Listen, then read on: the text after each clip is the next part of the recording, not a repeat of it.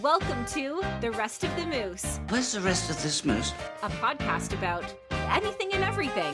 You must have hated this moose. Here's your host, Chris Grum. And I think it's only appropriate that one of my favorite movies of all time, Arthur, which, if you don't know, is the theme of this podcast, The Rest of the Moose, would open up a movie review of what is probably going to be one of my favorite all-time films, and that is Wicked. Now, I'm doing two podcasts with this. The one you're listening to now is my basic review. This will not have any major spoilers, any more than you would see in a review of a film. I'm going to try not to ruin any major plot points or surprises that the film has, but give you a basic overview as I would with any review. If you want to know the secrets, that's the other podcast that dropped with this one. And I'm going to warn you now, it does have lots and lots of spoilers, but it's hard to discuss this film, at least in the detail that I want to, without giving away a lot of the major stuff. So this particular podcast will not do that. If you want to know the secrets, listen to the other one that dropped along with this one. So let me kind of give you a background for those of you that are not familiar with the musical Wicked, all two of you. Basically, Wicked is a musical version of a novel that was also called Wicked, written by Gregory Maguire back in 1995. And it is a version of the behind the scenes of The Wizard of Oz. And I don't mean behind the film. I mean what was going on somewhere else when you're seeing the main story. And Stephen Schwartz, who wrote the music and lyrics for Wicked, also did Godspell, Pippin, and some other Broadway shows. Stephen explained it best. He basically said, you're watching the movie The Wizard of Oz, but the camera tilts over to the side and says, here's what was happening over here. And that is exactly what Wicked is. And essentially, it is the backstory of the two witches that you see in the movie The Wizard of Oz. Glinda, the Good Witch of the North, who you see coming into the bubble in Munchkin Land, and she comes and helps Dorothy on her way. And the Wicked Witch of the West, who in the musical version is called Elphaba. And for those of you that don't know where that name came from, The Wizard of Oz, the book, was written by L. Frank Baum. And when Gregory Maguire was writing Wicked, which is the novel that the musical is based on, he needed a name for the Wicked Witch because she does not have one in the film. She's Miss Gulch when we're in Kansas, but she doesn't have a name in the actual film. So he came up with Elphaba, from Frank Baum's name, L for his first initial, Fa from Frank, and Ba from Baum. And that is where Elphaba was born. And so now you got a little trivia for you for Wicked. But Wicked follows the story of the two witches, and it actually goes back in time. And this is not a spoiler because this is how the film and the musical open. They both open with the melting of the Wicked Witch of the West. Now, I am spoiling The Wizard of Oz, but hopefully by now we all know the ending of that film. But it opens with the melting of the Wicked Witch, and then goes back in time to tell the story of these two witches and how they became who they are when we see them in The Wizard of Oz. That is essentially the plot of Wicked. And there are a lot of twists and turns because things we think we see in one film are not quite what they are in the other story. And so it's kind of like when you see somebody and you meet them for the first time and all you see is that first impression and you think that they're a certain way. And it turns out that maybe you're not seeing the whole story. And that is kind of the whole premise behind Wicked. It really is an interesting twist, especially if you love The Wizard of Oz, to see what they've done and kept it within the story, but kind of giving you a backstory that you might not have expected. So that's the basic plot of Wicked. And my overall feelings on the film, in one word, to borrow one of the song titles, wonderful. Now, you have to understand that when Wicked was being made, John Chu, who's the director, decided early on, and he actually posted a letter on his Instagram to the fans saying that this was not going to be one movie, but two. And a lot of us, when we saw that, went, oh, God, why are they doing that? It's just a money grab, and they want to make two movies, and it's just to cash in on the whole thing. Now that I've seen the film, I can tell you that is absolutely not the case. It needed to be two films, and I'll get more into that in just a minute. But this is Wicked Part 1. And they really earned number one, the ability to do a second film, in my mind. And number two, they have made one hell of a movie. It really is a spectacular film, and it is essentially, for those of you that have seen the musical, Act 1. And it ends where Act 1 ends. And the second film will be Act 2. Now, what's interesting about this is, the more I think about it, especially on film, this works as a standalone piece because it really does give us the arc of one of the major characters. And you kind of go, we went from here to here. That's a full story. So it really does work as a standalone. Of course, it also does end with kind of a cliffhanger in that, well, what's going to happen now? And we'll find out in part 2 next November. But having said that, it works perfectly well as its own standalone film. And I really thought this is one of the best movie musical adaptations that I have seen. And if you think about it from that point of view, back in the 50s and 60s, there were some great movie musicals that were made into films. I think of West Side Story, which, for my money, improves on the stage show, especially in the way they ordered the songs. And then you go to The Sound of Music, which I think did the same thing. It took the stage version and made it so much better on film. And to me, that might be the quintessential movie musical, The Sound of Music. And I think a lot of people would agree. It is just a classic. Wicked has done the same thing, and something that I don't think has been done, with maybe the exception of Chicago, since The Sound of Music. Now, you think back after those 50s and 60s musicals, the next one that really came along and did well was Grease. And Grease did a great job of adapting to the screen. But after that, name me a movie musical other than maybe Chicago that really did well. And you can probably go back and find a few that you enjoyed, but were they really improvements on the stage show? And I don't know that you can find one. I think back to the 80s, and they did the Chorus Line movie, which most people agree is not a very good movie. I enjoy it, but I also think the stage show is so much better. I enjoy it for what it is, but it's not the stage show. And I can't say the same for Wicked. Wicked is the stage show, but in my mind, they took the stage show and they expanded upon it and gave us more, which I think is a good thing. And visually, this film, oh my gosh, just looking at it, it is so beautifully done. And what they did, which I love, is they managed to create the world of Oz that we know from the 1939 film. I mean, when you see the Yellow Brick Road, when you see Munchkinland, when you see the Emerald City, they are all things that look familiar to us, but they have taken them and taken the 1939 version and improved upon it for 2024. And that is not to say that they modernized it or they really changed it, but let's face it, in 1939, there were only so many things you could do and so much you could do on film.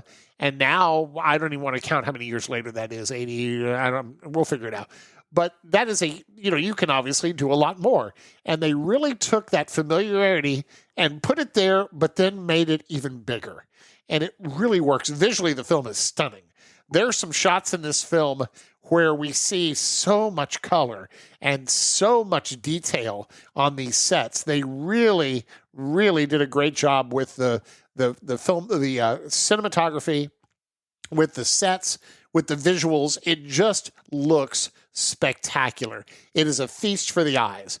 Then we can talk about casting, because there was a little bit of controversy when this movie was cast.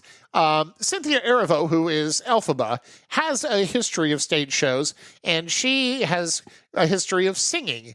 So a lot of people were kind of going, okay, that makes sense. Ariana Grande, on the other hand, who obviously has a big music career, was not necessarily known for her acting. She'd done a little bit here and there, but was really not known for that, and she was the big question mark.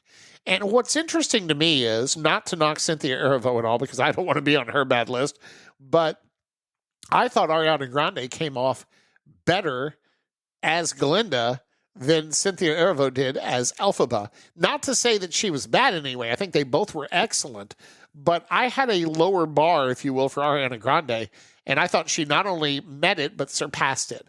And I think what's interesting about this film is there are some very funny moments in Wicked, and there are also some very tender moments in Wicked. And I thought that the comedy may not have played as broadly as it does on the stage, but it worked. But the tender moments I thought worked better on film because you can see their faces and their emotions much more closely than you can on a Broadway stage. And obviously on stage, everything is played bigger. And on a screen, you have to sometimes pull that back. And I had heard a couple of the songs from this movie before it came out, and I thought that there was for lack of a better word, some energy missing.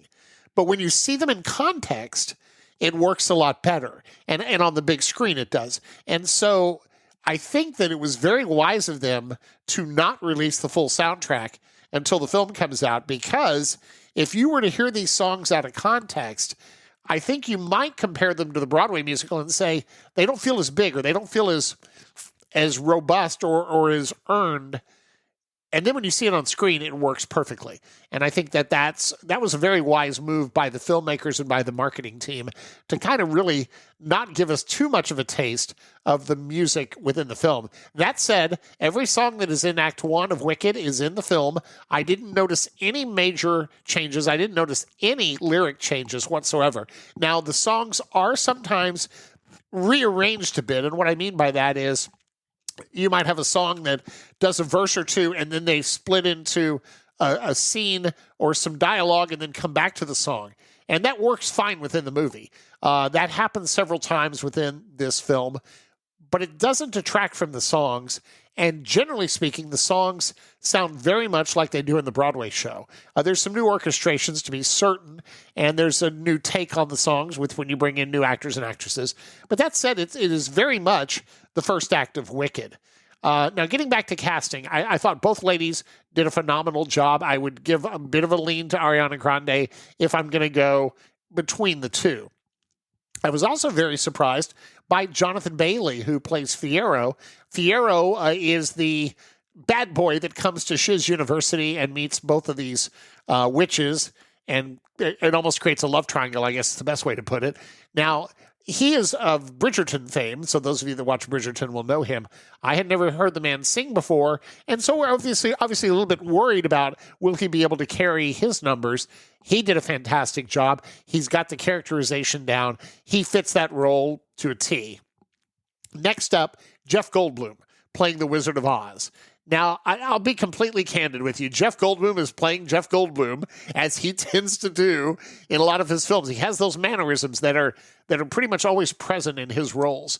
However, they work perfectly with the Wizard. The Wizard has got to be that kind of flaky, flighty kind of person, and he has got that down. And I really enjoyed the fact that his scenes, which are towards the end of the film, very much have a nice expansion to them.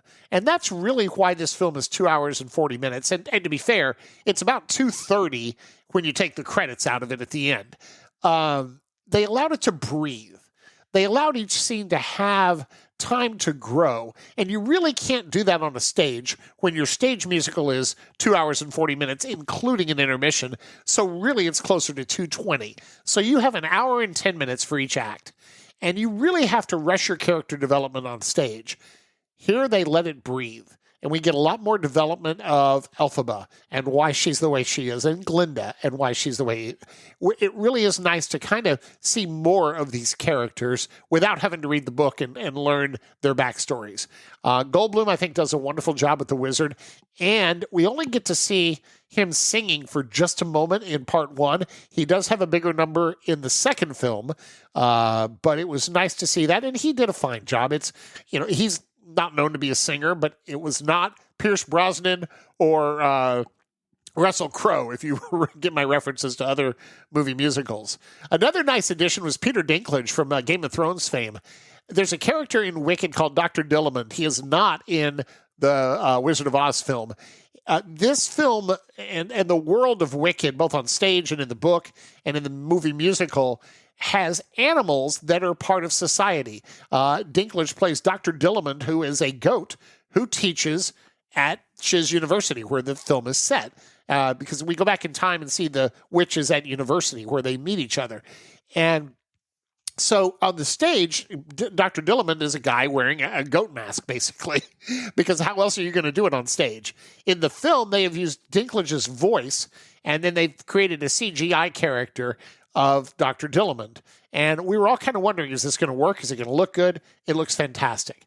And I thought it was a nice addition. It's not a huge role, but it is an important role within the film. And I thought they did a very good job with that.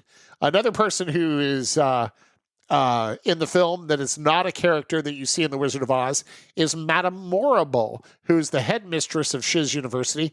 Michelle Yeoh tackles that role, and Michelle does an interesting take on the role.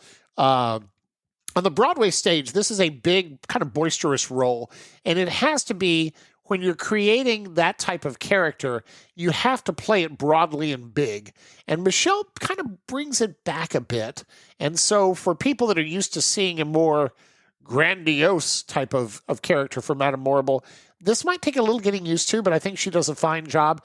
Obviously, it's hard to review a lot of these roles because we've only seen half of some of their character arcs. We have certainly seen Elphaba grow a lot and Glinda grow a lot. But with the rest of these characters, there is so much that happens in part 2 that we haven't seen. So we really haven't seen their arc to know where they're going to end up. And sometimes you start off, the engine slowly and build. And so it's kind of hard to review these people and give a fair assessment until we've seen both parts. But I enjoyed Michelle Yeoh. And one of the comments that I had seen regarding her role from some people who saw the film early was Michelle has an interesting way of doing her diction when she speaks. And sometimes she can be a little tricky to understand. And I did not find that to be the case in this film at all. I thought she was very easy to understand, and I thought that her acting was excellent, and her singing, and very little that we saw of it, was passable as well. Marissa Bode is a new... To me, anyway, I've never heard of her before, playing Nessarose. Nessarose is Elphaba's sister. And she's not green because if you know The Wizard of Oz, the Wicked Witch of the West sister is the Wicked Witch of the East. And when we meet her in the beginning of Wicked, she is not yet the Wicked Witch of the East. She is Nessarose. And what is an interesting choice in this film is Nessarose, when we meet her, is confined to a wheelchair. I'm not going to explain why. That will be explained in the film. But Marissa Bode is as well. And I thought that was a nice touch by John Chu and the casting department to hire somebody that is actually in a wheelchair to play somebody in a wheelchair. I thought that was a nice touch, and she does a nice job. Again, she does not have a big number until Act 2 or Film 2, so we only got to see a little bit of her singing and a couple of scenes with her, but I thought she did a nice job. Ethan Slater rounds out the main cast. He plays a character that is also not in The Wizard of Oz, and that is Boq. And Boq is a munchkin from Munchkinland, and he has his sights set on Glinda, and maybe also Nessarose. I'm not going to go too deep into that. But Ethan is a Broadway veteran, and so it's nice to see at least one person come over from the stage world directly. Some of these people have stage experience, Cynthia Erivo, obviously, but nice to see somebody come into the ensemble and pick up one of the supporting roles. And again, we see more of him in Act 2, but I thought he did a very nice job. And in fact, this is very well cast throughout. There are a couple of roles that are expanded from the stage show. Galinda has a couple of best friends, her little clique, if you will, that she hangs out with. Pafani, I think that's how you pronounce the name, and Shin Shin is the girl. And they really expanded those parts to give more of a background to why Galinda is the way she is, and also why things go the way they go. They have a couple of lines in the musical, but they really are more present in the film. And it was nice to see that both of those characters developed more. But throughout, everybody that's cast in this film does a wonderful job. There are a couple of surprises, and that's all I'm going to say. Watch for them and see if you recognize a few people in there. One that I will say, because most people might not know to look for him, Stephen Schwartz is the composer. You might want to look for a picture of him before you see the film, and then see if you can figure out where he is, because he is in the movie. He has one line, that's what I'll say.